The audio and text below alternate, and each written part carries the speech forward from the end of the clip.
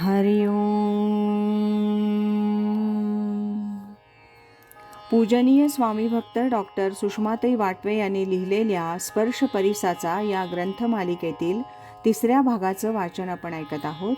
आज ऐकूया यातील प्रकरण पहिलं, गुरुपूजन साधकांची भावपुष्पांजली. यातल्या सौ लीला माधव तांबे यांनी लिहिलेल्या लेखाचं वाचन. श्रीराम. 1977 सालचा फेब्रुवारी महिना. एके दिवशी दुपारी सौ सुनीतीताई दुबळे काही कामासाठी घरी आल्या होत्या. त्यांना गाण्याची खूप आवड. सहज त्यांनी मला एक अभंग म्हणायला सांगितला. त्यांना तो खूप आवडला. बोलता बोलता त्यांनी डॉक्टर सुषमाताई वाटवे यांच्या प्रवचनांविषयी माहिती सांगितली आणि येत्या शनिवारी मी तुम्हाला तिकडे नेण्यासाठी येतेच असा प्रेमळ आग्रह केला. मी त्यांच्याबरोबर गेले आणि अर्थातच सुषमाताईंचं सांगणं मला इतकं आवडलं की पुढे मी न चुकता सतत त्यांच्या केंद्रात जाऊ लागले. प्रपंचातल्या सर्व जबाबदाऱ्या सांभाळून परमार्थ कसा करायचा हे त्या मोठ्या खुबीनं सांगत असत. आपल्या निरूपणातून श्री ज्ञानेश्वरी आणि दासबोध या महान ग्रंथातील तत्त्वज्ञान त्या फार सोपं करून सांगत असत. केंद्रात जरा रुळल्यावर त्यांनी परमपूज्य स्वरूपानंद स्वामींची संजीवनी गाथा आणि परमपूज्य श्री माधवनाथांची साधक संजीवनी ही पुस्तकं दिली आणि अभंगांना चाली लावायला सांगितलं. थोड्याच दिवसात अक्षरशः अगदी आश्चर्यकारक घटना घडली.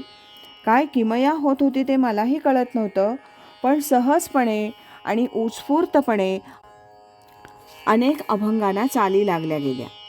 अशा प्रकारचा कोणताही अभ्यास कधीही मी केलेला नव्हता. तरीही अनेक सुरावटीतून अभंगाचे शब्द बोधले जात होते आणि मन त्यामध्ये वेडावून जात होतं.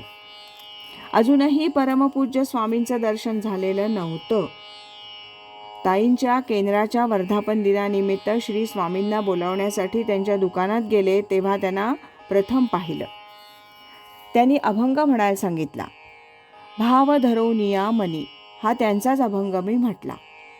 त्यांना आवडला आणि मग त्यानंतर सतत 15-16 वर्ष त्यांच्या पायाशी बसून ते सांगतील तो अभंग म्हणत राहिले. श्री ज्ञानेश्वर प्रार्थना पण अशीच एकदा म्हणून दाखवली आणि त्यांच्या आज्ञेवरून सत्संगाच्या प्रारंभी म्हणत राहिले. अभंग, प्रार्थना, पसायदान म्हटलेलं त्यांना खूप आवडत असे.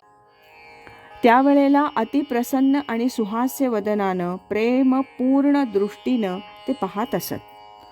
अशा वेळी फार समाधान वाटत असे आणि आपण खूप काही मिळवलं असं मनोमन वाटत असे. तुझा भाव अगदी शुद्ध आहे असं ते नेहमी म्हणत असत.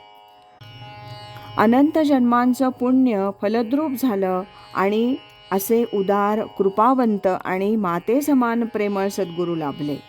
त्यांच्याच कृपेनं आणि प्रेरणेनं त्यांच्याच अभंगवाणीला स्वरात गुंफून त्यांच्या मनाला रिझवण्याची आणि संतोष देण्याची सेवा या जीवाकडून घडली. परमपूज्य श्री स्वामी भेटले तेव्हा निम्म्याहून अधिक आयुष्य उलगडून गेलं होतं. अडचणी आल्या तरी सहजपणे त्यातून पार पडत होते. परमेश्वराविषयी प्रेम होतंच. श्री स्वामी भेटल्यानंतर मात्र त्यांच्या सत्संगामुळे, प्रवचनामुळे विचारांची दिशा निश्चितपणे बदलली. कशाचाही हव्यास वाटेनासा झाला. यापुढील मिळालेलं आयुष्य कसं तरी वाया जाऊ नये असं आग्रहपूर्वक वाटू लागलं. थोडी तरी कृतार्थता प्राप्त व्हावी म्हणून साधनेची निकड वाटू लागली. सद्गुरू कृपेच्या छायेत जीवनाच्या अखेरपर्यंत निवांतपणे राहता यावं त्यासाठीच सारी धडपड, आटापिटा करावा एवढंच काय ते उद्दिष्ट आहे असं वाटू लागलं.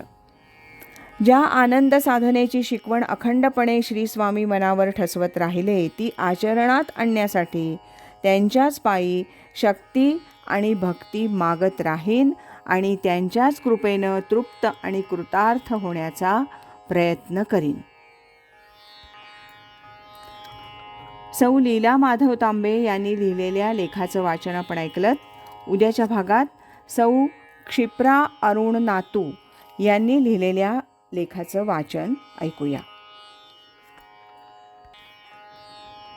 सद्गुरु असती अंतरात, सच्छिष्याते जागवीत. हरि ओम तत्सत.